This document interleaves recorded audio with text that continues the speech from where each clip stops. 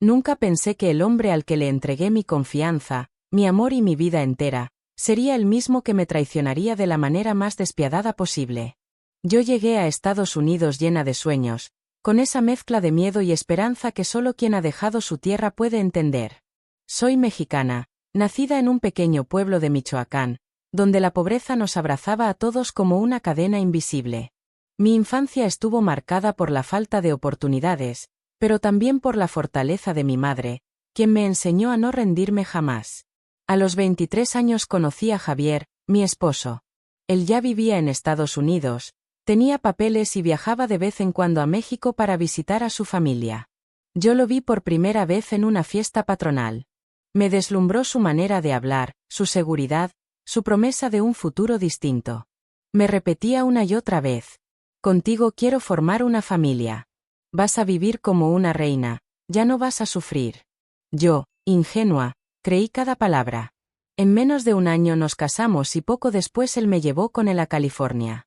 El viaje fue duro, pero yo estaba feliz. Creía que empezaba una nueva vida. Al principio todo parecía perfecto.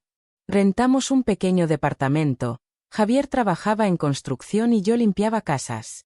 Poco después llegaron nuestros hijos, primero Sofía, luego Daniel. Los dos nacieron en suelo americano, ciudadanos desde su primer respiro. Yo me sentía orgullosa de ellos, de nuestra familia, de todo lo que habíamos construido. Pero poco a poco empecé a notar cambios en Javier. Ya no era el hombre atento que me prometía el cielo. Se volvió frío, controlador. Revisaba mi celular, mis amistades, mis gastos. Si alguna vez me llamaba mi madre desde México, él hacía comentarios sarcásticos. Claro, siempre pensando en tu gente, pero aquí estoy yo, partiéndome el lomo. Yo trataba de justificarlo. Pensaba que era el estrés, la presión del trabajo, las cuentas. Pero dentro de mí algo se rompía. Con los años descubrí que Javier tenía otra mujer. No fue un golpe directo, sino una serie de sospechas que se convirtieron en certezas, llamadas a escondidas, mensajes borrados, salidas misteriosas. Una tarde, mientras él se bañaba, revisé su celular. El corazón me temblaba como nunca, y lo que vi me destrozó. Fotos, mensajes, planes de viajes con una mujer llamada Karina. Cuando lo enfrenté, no lo negó. Solo me miró con desprecio y dijo: ¿y qué? Tú no eres nadie aquí. No tienes papeles, no tienes derecho a nada. Si no te gusta, ya sabes dónde está la puerta. Ese día entendí que no solo me había engañado como esposa, sino que planeaba usar mi vulnerabilidad migratoria en mi contra. Un mes después, ocurrió lo impensable. Era un martes cualquiera, yo había dejado a los niños en la escuela y regresaba a casa cuando dos camionetas blancas se detuvieron frente al edificio. Eran agentes de inmigración. Preguntaron mi nombre, mostraron documentos y en cuestión de minutos me esposaron frente a los vecinos. El mundo se me vino abajo. Mis hijos estaban en la escuela, yo no podía siquiera abrazarlos. Entre lágrimas les preguntaba una y otra vez: ¿pero por qué? ¿Quién dio mi nombre? Nadie me respondía. Fue hasta que me llevaron al centro de detención que entendí lo que había pasado. Una amiga de confianza me llamó llorando y me dijo la verdad: Javier había sido quien me denunció. Él había dado mi información a inmigración, supuestamente para resolver problemas personales. Mi propio esposo me había entregado, para quedarse con la custodia de mis hijos. Los días en el centro de detención fueron los más largos y oscuros de mi vida. El frío de esas paredes metálicas no era nada comparado con el vacío de no saber de mis hijos. Lloraba todas las noches imaginando a Sofía preguntando por mí, a Daniel buscando mis brazos. Me repetía una y otra vez: ¿cómo pudo hacerme esto el hombre que juró amarme? Cada hora parecía eterna. Escuchaba historias de otras mujeres detenidas, muchas también traicionadas por parejas o familiares. Todas teníamos en común esa herida invisible, el desarraigo. Pero Javier cometió un error, un detalle que él no previó en su plan egoísta: mis hijos. Ellos ya eran ciudadanos americanos, y yo, aunque sin papeles, figuraba en todos sus documentos como madre principal. La escuela tenía registros de que yo era quien los llevaba, quien firmaba todo, quien estaba presente siempre. La trabajadora social que visitó a los niños después de mi detención notó algo extraño. Javier no los estaba cuidando como debía. Los dejaba muchas horas solos, los llevaba con Karina, aquella mujer, como si intentara reemplazarme. Un día Sofía, con apenas 8 años, le dijo a la trabajadora: «Mi papá dice que mi mamá se fue porque no nos quería, pero yo sé que es mentira. Mi mamá nunca nos dejaría». Esas palabras fueron como un rayo de luz en medio de mi oscuridad. Mis hijos no me habían olvidado, no habían creído sus mentiras. Cuando supe esto por medio de una abogada pro bono que tomó mi caso, sentí que algo renacía en mí. No podía rendirme. No podía dejar que Javier destruyera lo más sagrado que tenía. Tenía que luchar, aunque fuera desde una celda. Las audiencias empezaron. Mi abogado argumentaba que mi deportación afectaría el bienestar de mis hijos ciudadanos. Mientras tanto, Javier intentaba pintarme como una madre irresponsable, como alguien que nunca se preocupó por ellos. Recuerdo claramente el día en que lo vi en la corte. Estaba vestido con traje, seguro de sí mismo, como si ya hubiera ganado. Yo, en cambio, llevaba el uniforme naranja del centro de detención. Pero cuando nuestras miradas se cruzaron, lo vi. No era amor lo que quedaba entre nosotros, era odio. Él sonrió con arrogancia, convencido de que me había destruido. Pero no sabía que aquel detalle cruel, el amor y la voz de mis hijos, sería la grieta en su plan perfecto. Mientras tanto, recibía cartas de Sofía y Daniel. Me dibujaban corazones, escribían frases como: «Mami, no te olvides de nosotros o te estamos esperando». Esas cartas se convirtieron en mi alimento espiritual. Cada palabra me recordaba por qué tenía que seguir de pie. En una de esas cartas, Sofía me contó algo que cambiaría todo. «Papá habla mucho con Karina y dice que cuando tú te vayas para siempre, ella va a ser nuestra nueva mamá. Pero yo no quiero una nueva mamá». Al leer esas líneas, sentí una mezcla de rabia y determinación. Javier no solo me había traicionado, también pretendía borrarme de la vida de mis hijos como si yo fuera desechable. No podía permitirlo. Mi abogado me dijo que había una posibilidad real de detener mi deportación si podía demostrar que mis hijos sufrirían daños irreparables sin mí. Pero eso implicaba algo doloroso: exponer públicamente todas las humillaciones, abusos y traiciones de Javier. Yo dudaba. Parte de mí aún sentía vergüenza, como si revelar esas heridas fuera una derrota. Pero otra parte, la madre desesperada, sabía que era la única salida. La noche antes de mi audiencia más importante, me quedé en mi litera pensando en todo lo vivido. El inicio lleno de sueños, la traición brutal, el frío del encierro, la voz de mis hijos pidiéndome que no los dejara. Y entonces lo decidí. Iba a contar todo. No solo por mí, sino por Sofía y Daniel. Lo que no sabía era que al levantar la voz, descubriría un secreto aún más cruel, un detalle que ni siquiera yo imaginaba. Si quieres saber qué descubrí y cómo enfrenté lo que vino después, no te pierdas lo que viene. Y no olvides suscribirte al canal, darle like a este vídeo y dejarme en los comentarios desde qué ciudad me estás escuchando. Cuando entré a la sala de la corte para la audiencia más importante de mi vida, sentí que las piernas no me respondían. Mis manos temblaban tanto que apenas podía sostener los documentos que mi abogada me había dado. No era solo mi futuro el que estaba en juego, era el de mis hijos, el de nuestra unión, el de todo lo que yo había sacrificado. Javier estaba allí, sentado con su abogado, luciendo impecable como si fuera el protagonista de una obra que él mismo había escrito. Tenía ese aire de superioridad que siempre usaba cuando quería aplastarme emocionalmente. Yo llevaba el uniforme del centro de detención, con el rostro marcado por noches de insomnio y llanto. Éramos dos retratos opuestos. Él, el ciudadano confiado; yo, la inmigrante sin papeles que suplicaba por no ser arrancada de su vida. La jueza me miró con seriedad y me pidió que relatara mi historia. Sentí un nudo en la garganta, pero respiré hondo. Pensé en Sofía y en Daniel. Ellos eran mi fuerza. Ellos eran la razón por la que estaba allí de pie, aunque todo en mí quisiera derrumbarse. Conté todo: cómo había llegado a este país, cómo había trabajado limpiando casas, cómo había estado siempre para mis hijos. Relaté con lágrimas la manera en que Javier había cambiado, cómo había descubierto sus infidelidades, y finalmente, cómo él mismo me había denunciado a inmigración. Él planeó todo para quedarse con la custodia de mis hijos, dije, con la voz quebrada pero firme. Pero mis hijos no son un premio. Ellos me necesitan. Yo soy su madre. El abogado de Javier se levantó enseguida. Su señoría, lo que mi cliente busca es estabilidad para sus hijos. La señora no tiene estatus legal, no puede garantizar un futuro seguro. Mi cliente sí. Lo miré con rabia. ¿Cómo podían hablar de futuro seguro cuando yo había sido la que realmente estaba al lado de mis hijos en cada paso de sus vidas? La jueza asintió, escuchando con atención. Pero entonces ocurrió algo que nadie esperaba. La trabajadora social pidió la palabra. Se levantó y dijo que había visitado a los niños en varias ocasiones desde mi detención. Su informe era contundente. Javier no estaba cumpliendo su papel como padre. Los niños pasaban demasiado tiempo con Karina, quien trataba de imponer su presencia como una nueva mamá, algo que los pequeños rechazaban con fuerza. Sofía incluso me dijo textualmente: «Mi mamá nunca nos dejaría».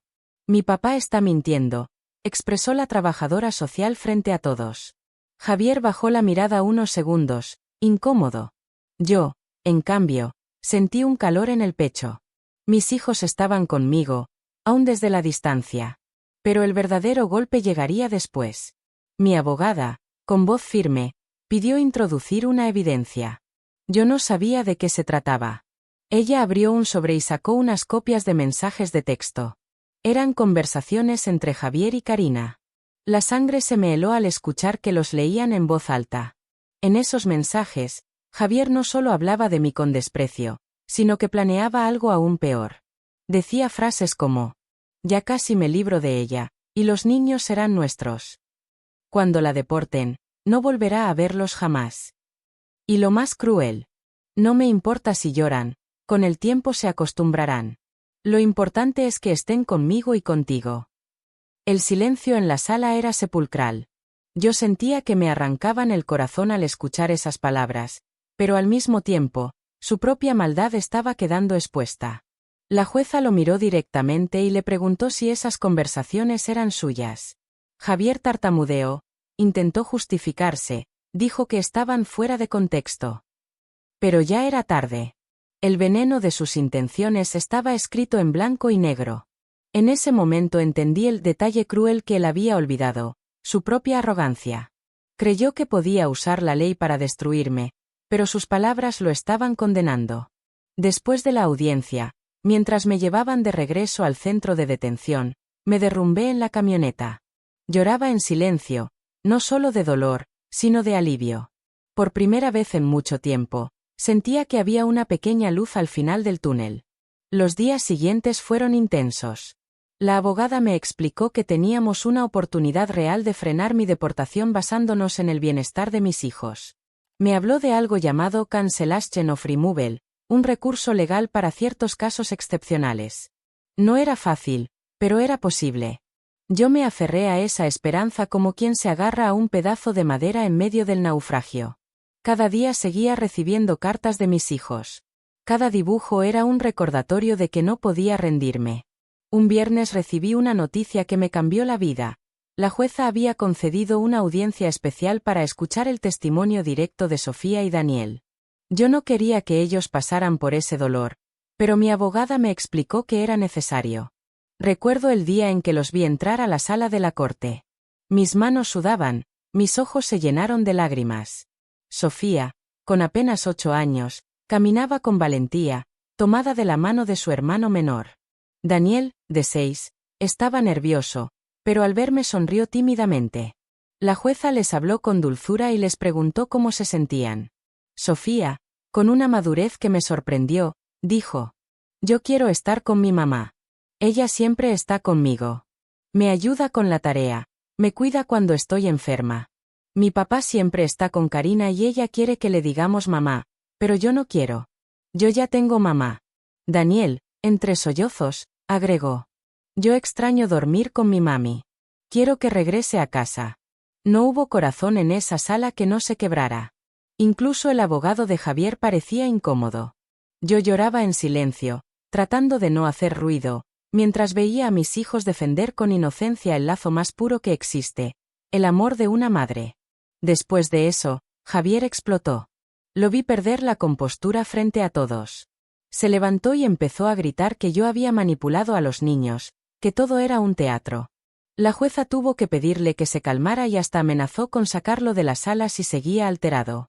Ese fue el día en que comprendí que su máscara se estaba cayendo. Javier siempre había querido mostrarse como el hombre perfecto, pero allí estaba, revelando su verdadera cara, la de alguien capaz de traicionar, de mentir y de usar a sus propios hijos como piezas de un juego sucio. Al terminar la audiencia, me llevaron de vuelta al centro. Esa noche casi no pude dormir. Tenía miedo, claro, pero también esperanza. Algo me decía que la verdad, aunque tarde, empezaba a abrirse camino. Sin embargo, lo que no imaginaba era que aún quedaba un secreto más oscuro, algo que saldría a la luz y cambiaría todo el rumbo del caso. Algo que Javier había hecho en silencio y que ni siquiera sus mensajes con Karina podían revelar. Una semana después, mi abogada llegó al centro con un semblante serio. Me dijo que había descubierto algo importante en los registros financieros de Javier. Al principio pensé que se trataba de deudas o algún problema menor, pero lo que me contó me dejó sin aire. No era solo una traición sentimental o familiar. Lo que estaba por revelarse era un delito que podía costarle mucho más que la custodia de mis hijos. Y en ese instante entendí que la guerra apenas comenzaba. Cuando mi abogada me dijo que había descubierto algo en los registros financieros de Javier, sentí un escalofrío recorrerme la espalda. Yo pensaba que ya había visto lo peor de él, que nada podría sorprenderme después de haberme traicionado, de haberme entregado a inmigración como si yo fuera una carga. Pero me equivocaba. Ella se inclinó hacia mí y me dijo en voz baja, como si temiera que alguien pudiera escuchar. Javier no solo quería deshacerse de ti. Está metido en un problema mucho más grave. Hemos encontrado pruebas de fraude. Al principio no entendí. La palabra fraude me sonaba lejana, algo que ocurría en noticieros, en grandes empresas. Pero ella me explicó que Javier había estado manipulando documentos de impuestos, usando mi nombre y hasta el de nuestros hijos en reclamaciones falsas para obtener dinero del gobierno. Mi mundo se derrumbó otra vez. ¿Qué estás diciendo? Balbuceé, con la voz quebrada. Que si todo esto se confirma, él podría enfrentar cargos penales. Y lo más importante, esas acciones invalidan por completo la imagen de padre responsable que intentaba mostrar en la corte. Me quedé en silencio, tratando de asimilarlo. No solo me había entregado para quedarse con mis hijos. También me había usado como escudo, como nombre en documentos ilegales, arrastrándome a un abismo del que yo ni siquiera sabía que formaba parte. La rabia me consumía. Recordaba cada vez que él me hacía sentir menos por no tener papeles, cada vez que me repetía que sin él yo no era nadie. Y ahora resultaba que el ciudadano ejemplar había construido su vida de mentiras sobre mi espalda. La abogada me aseguró que todo esto podía jugar a mi favor en el proceso migratorio, pero me advirtió que debía ser fuerte, porque lo que venía sería una guerra abierta. Los días pasaban y yo apenas podía dormir. En mi cabeza resonaban las voces de mis hijos, sus caritas en la corte, sus cartas llenas de amor. Me repetía una y otra vez que tenía que salir adelante, que no podía dejar que Javier ganara. Pero al mismo tiempo, sentía un miedo enorme. ¿Qué pasaría si él, en su desesperación, hacía algo peor? La siguiente audiencia fue un terremoto. La abogada presentó la evidencia del fraude, documentos de impuestos, depósitos sospechosos, declaraciones hechas en mi nombre sin que yo lo supiera. Javier palideció. Por primera vez lo vi inseguro, como si el suelo se abriera bajo sus pies. Su abogado intentó desacreditar la prueba, pero era inútil. Los números hablaban solos. La jueza lo miró con frialdad y le preguntó directamente. ¿Es cierto que usted utilizó los nombres de sus hijos y de su esposa para obtener beneficios ilegales? Él trató de evadir, tartamudeó, dijo que debía haber sido un error contable. Pero la jueza no parecía convencida. Y yo, desde mi asiento, lo observaba con una mezcla de dolor y satisfacción. Era como si el monstruo que me había devorado por años finalmente se estuviera mostrando al mundo. Sin embargo, lo que más me dolía no era su caída, sino pensar en cómo había usado hasta a Sofía y Daniel para sus engaños. ¿Qué clase de padre podía hacer algo así? Esa noche, de regreso en el centro de detención, lloré hasta quedarme dormida. No lloraba solo por mí, sino por mis hijos, por el vacío que Javier les estaba dejando. Yo quería ser su refugio, pero estaba atrapada entre rejas. Los días siguientes fueron una montaña rusa. Por un lado, la posibilidad de quedarme en Estados Unidos aumentaba gracias a las pruebas contra Javier.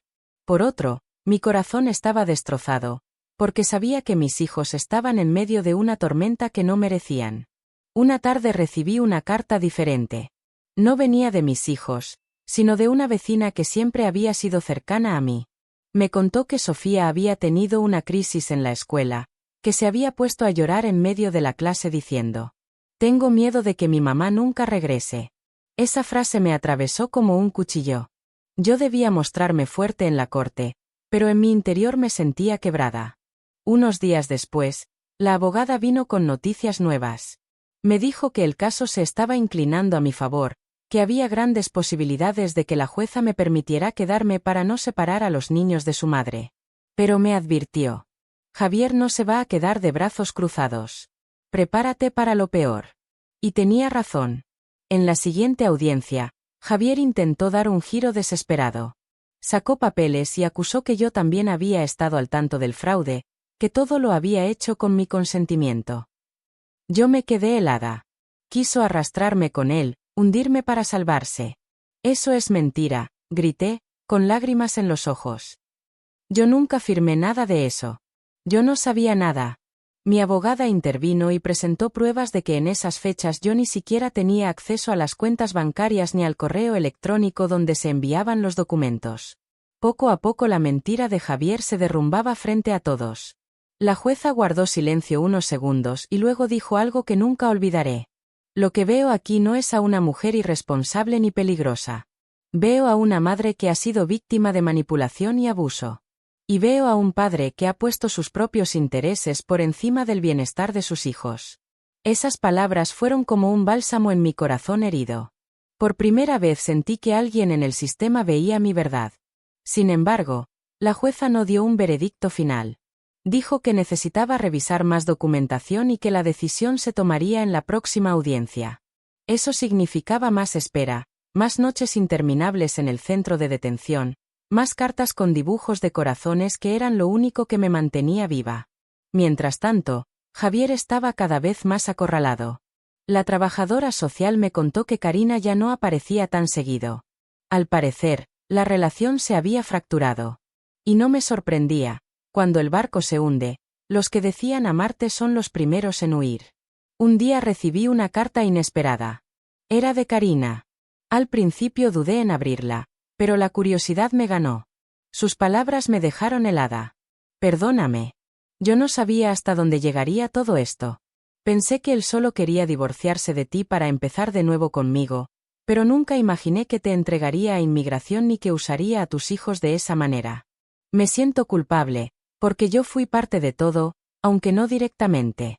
Si necesitas que declare en tu caso, lo haré». Tuve sentimientos encontrados. Parte de mí quería odiarla, insultarla, desearle lo peor. Pero otra parte entendía que Javier la había manipulado igual que a mí, que ella también había sido una pieza en su juego. Le mostré la carta a mi abogada y ella me dijo que podía ser clave, que un testimonio de Karina confirmando lo que Javier había planeado podía sellar el caso a nuestro favor. Los días pasaban y cada vez estaba más cerca el día de la decisión final. Yo no sabía si llorar de miedo o de esperanza. Lo único que tenía claro era que mis hijos eran mi razón de seguir.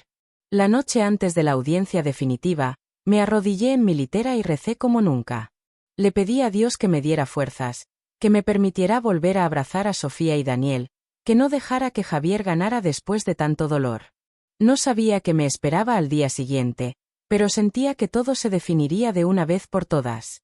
Y lo que sucedió en esa corte, frente a la jueza, Javier, Karina y mis hijos, fue algo que cambió mi vida para siempre. El día de la audiencia final amanecí con el corazón latiendo tan fuerte que parecía que se me iba a salir del pecho.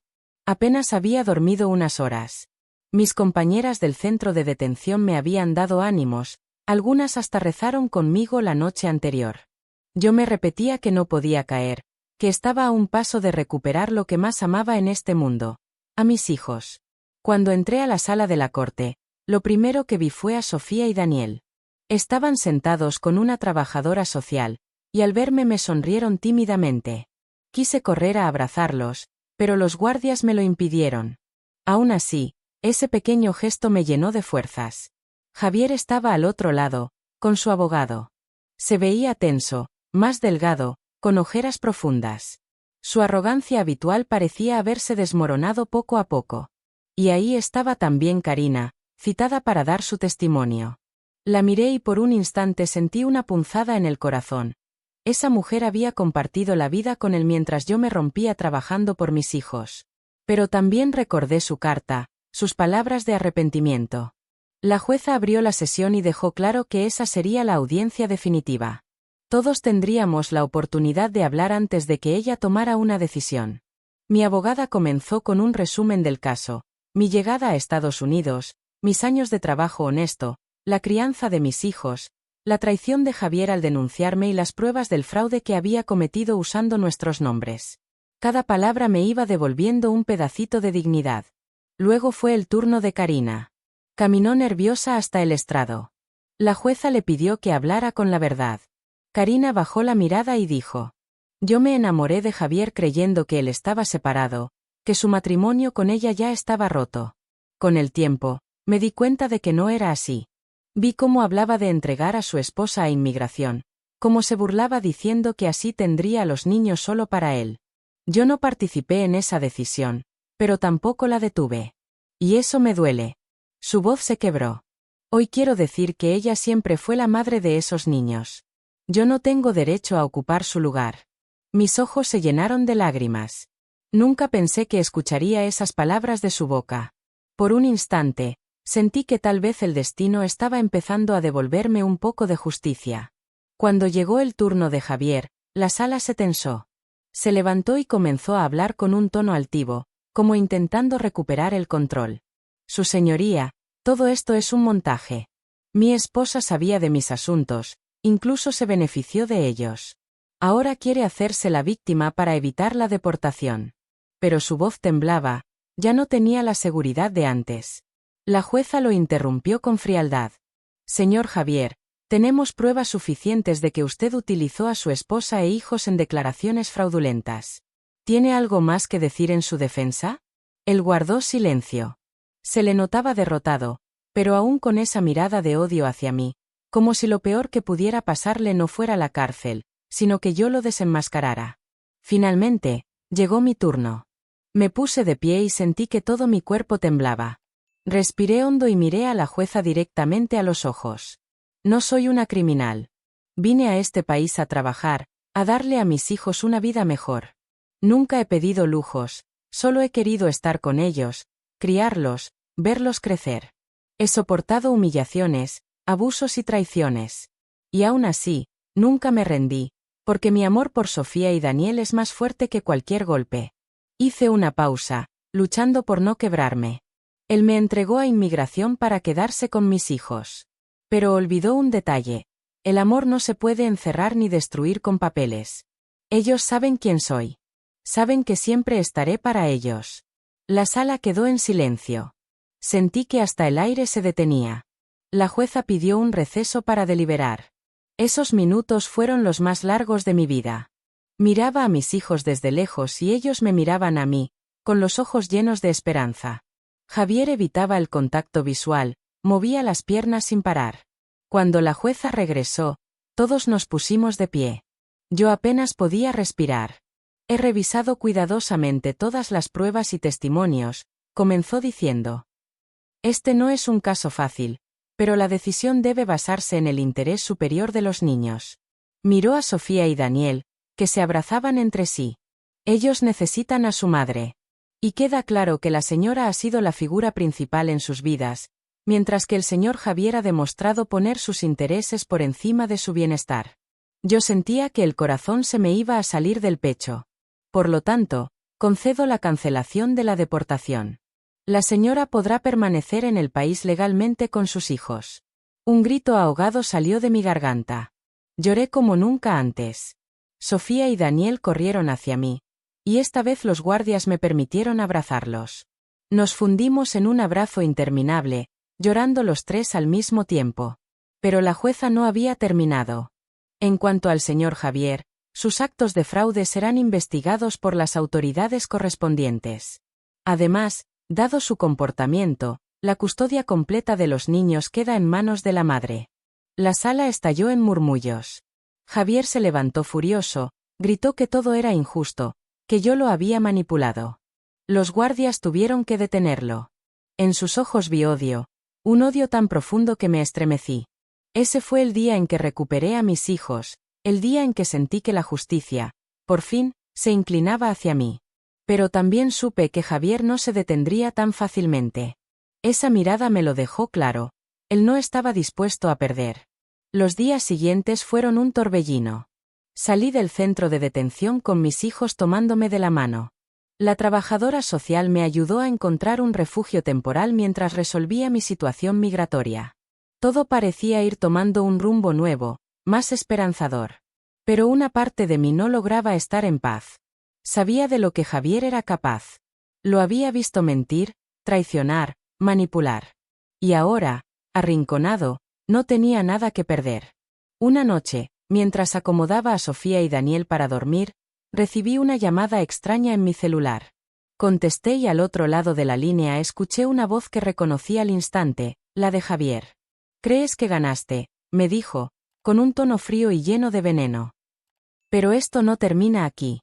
Si no eres mía, tampoco tendrás paz». Me quedé helada. Miré a mis hijos dormidos y sentí un miedo profundo. Había ganado la batalla en la corte, pero la guerra contra él aún no había terminado. Lo que vendría después sería más peligroso que todo lo que había enfrentado hasta ahora. Si quieres saber qué pasó después de esa amenaza y cómo enfrenté el último y más duro capítulo de mi vida con Javier, no te pierdas lo que viene. Y recuerda suscribirte al canal, dejar tu like en este vídeo y comentar desde qué ciudad nos estás acompañando. La voz de Javier resonaba en mi cabeza como un eco envenenado. Si no eres mía, tampoco tendrás paz. Aquella llamada me dejó helada. Después de todo lo que había pasado, después de haber recuperado a mis hijos y haber ganado la batalla en la corte, aún me quedaba enfrentar algo más peligroso. La venganza de un hombre que no conocía límites. Esa noche casi no pude dormir. Me senté junto a la cama de Sofía y Daniel, observándolos mientras dormían, tan inocentes, tan ajenos al odio que su padre había dejado salir sin máscaras. Yo acariciaba sus cabecitas y me preguntaba, ¿hasta dónde estaría dispuesto a llegar Javier? Al día siguiente, llamé a mi abogada y le conté sobre la amenaza. Ella me pidió que lo denunciara formalmente, que no lo tomara a la ligera. Yo dudaba, porque conocía bien a Javier, sabía cómo manipular, cómo hacerse pasar por víctima. Pero también sabía que si no actuaba, podía poner en riesgo lo más importante de mi vida. Presenté la denuncia y solicité una orden de restricción. Las autoridades ya lo estaban investigando por fraude, pero ahora se sumaba un patrón de acoso e intimidación. Eso le cerraba cada vez más las puertas. Aún así, el miedo no se iba. Cada vez que salía a la calle con mis hijos, sentía que alguien nos observaba. Si escuchaba un ruido extraño por la noche, mi corazón se aceleraba. Vivía en alerta constante, como si el fantasma de Javier estuviera siempre a mi alrededor. Un domingo, mientras estábamos en el refugio temporal, recibí una visita inesperada. Era Karina. Al verla, Sofía se escondió detrás de mí, y Daniel la miró con desconfianza. Yo no sabía qué hacer. Parte de mí quería cerrarle la puerta en la cara, pero había algo en sus ojos. No traía arrogancia ni desafío, sino cansancio, arrepentimiento. «Solo vine a pedirte perdón otra vez», me dijo, con la voz quebrada. Me alejé de Javier definitivamente. Lo denuncié también, porque después de lo que pasó contigo, empezó a tratarme igual. Guardé silencio. No sabía si creerle del todo, pero algo en su tono parecía sincero. «Yo no merezco tu perdón, lo sé», continuó. «Pero si en algo puedo ayudarte, si quieres que testifique más en tu caso, lo haré. Solo quiero que sepas que él está cada vez más desesperado. Ten cuidado». La miré fijamente y, aunque todavía dolía su presencia, comprendí que Javier no solo había destruido mi vida, también la de ella. Era un depredador, alguien que usaba a las personas hasta dejarlas vacías.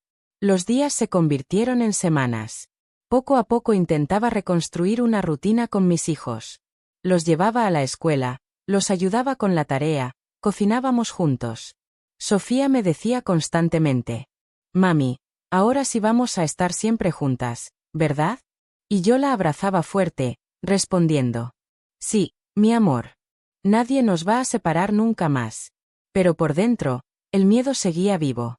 Un día recibí una llamada de la policía. Me informaron que Javier había sido arrestado formalmente, no solo por fraude, sino también por violar condiciones previas en la investigación. Sentí una mezcla de alivio y tristeza. Alivio, porque al fin estaría lejos de nosotros. Tristeza, porque los hijos que alguna vez soñé que crecerían con un padre presente, ahora tendrían que cargar con la sombra de sus errores. Cuando le conté a Sofía y Daniel, lo hicieron en silencio. Sofía bajó la cabeza y murmuró: «Yo sabía que mi papá estaba haciendo cosas malas». Daniel me preguntó: «¿Lo vamos a volver a ver?». No supe qué responder. Quise decir que sí, que un día, cuando todo pasara, podrían verlo. Pero también sabía que ese sí podía abrir heridas que no se cerrarían fácilmente. Solo los abracé y les dije: «Lo importante es que ustedes están conmigo. Eso es lo que importa ahora». El proceso contra Javier se alargó. Pasaron meses de audiencias, de pruebas, de declaraciones. Yo tenía que revivir todo una y otra vez. Pero esta vez no estaba sola. Tenía a mis hijos a mi lado, tenía abogados y organizaciones que me apoyaban, tenía incluso a Karina como testigo clave. Finalmente, llegó el día en que recibí la noticia: Javier había sido condenado a varios años de prisión por fraude y falsificación de documentos.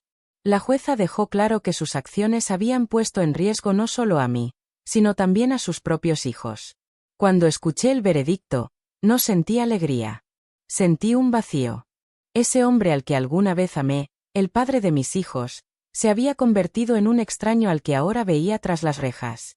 Los niños también lo resentían de maneras diferentes. Sofía lo rechazaba abiertamente.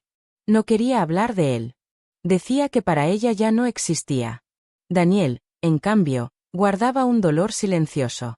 De vez en cuando preguntaba por qué su papá había hecho esas cosas. Yo trataba de explicarle con palabras sencillas, sin llenarlo de odio, pero tampoco ocultando la verdad.